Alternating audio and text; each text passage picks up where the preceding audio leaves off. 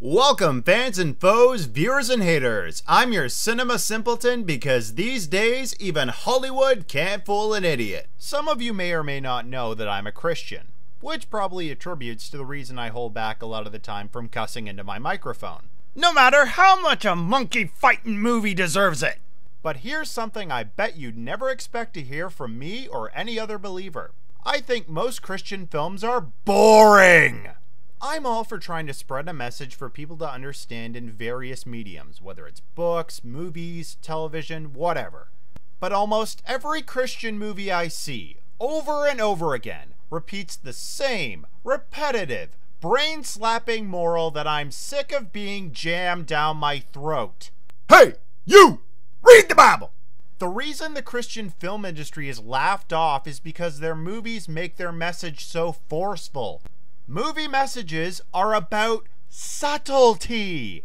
Let the audience decide for themselves what they've learned about characters, their stories, and life lessons. That's what professional filmmakers do, and they don't have to compromise their own religious beliefs. I'm not saying using meaningful Bible verses or saying God help me in my life because of blank doesn't have its uses.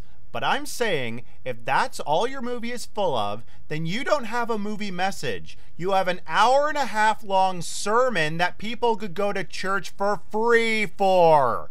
Oh, and before any of you start, these movies have not weakened my faith in any way. And neither am I saying that I don't support them financially. I'm saying that Christian movies need to really work harder in their acting and writing, and not just, what VeggieTales message am I going to throw into the script today? If that's all you're thinking of, it's no wonder the only people you entertain are Christians. So this review starts my movie marathon of some of the best and worst Christian movies I've seen. No, I'm not talking about the biblical epic films like Ben-Hur, Passion of the Christ, or that weird Noah movie starring John Boy. I'm talking about giving the modern Christian film industry an honest review without looking through cross-shaped glasses. To start with, I'm going to look at the Christian movie everybody probably knows about, Left Behind. Yeah, you probably remember this after that Simpsons episode about the rapture. This movie was the first film adaptation of a book series that told about the modern world going through the biblical book of Revelation. The apocalypse, the Antichrist, the second coming of Jesus, all that stuff atheists love to make fun of us for. And for anybody who's trying to start a religious debate on this video, go take it somewhere else.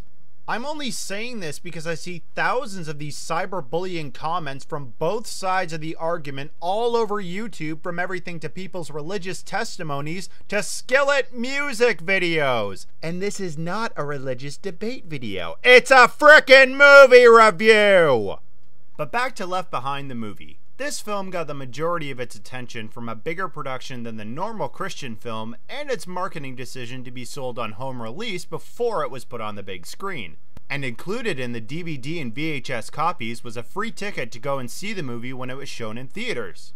Well, that's a unique promotional strategy. So the movie's famous plot is about the world in crisis due to the unexplained disappearances of millions of people around the globe, and everyone left searching to find answers to what happened.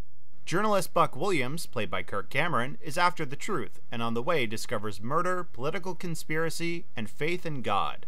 So now we come to the number one problem I have with almost every Christian movie out there. These actors can't act. Oh, there are exceptions in this movie, like Janaea Stevens, Brad Johnson, but everybody else just delivers performances that are either landing on the side of melodramatic or phoned in. Cameron just has a knock-on-wood performance, which doesn't help when you're the protagonist. But I will say, out of the sequels that followed, yeah, you heard me right, this is the best of his work.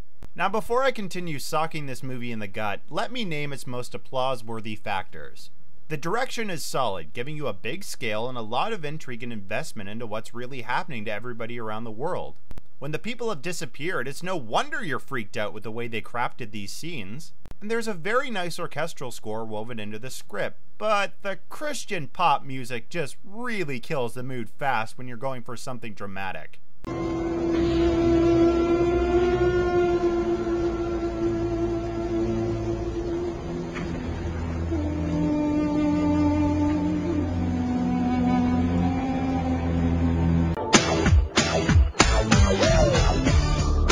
You might think I'm crazy. Oh, and before you start thinking I'm giving this movie a harsh looking over because it's from Christian Hollywood, wait till you hear this. Tim LaHaye, one of the authors of the book the film's based on, even he didn't like it. In fact, he filed suit against the studios because he claimed the movie the studio promised they would make was not what they delivered. But it's not like they would radically change from the source material, right?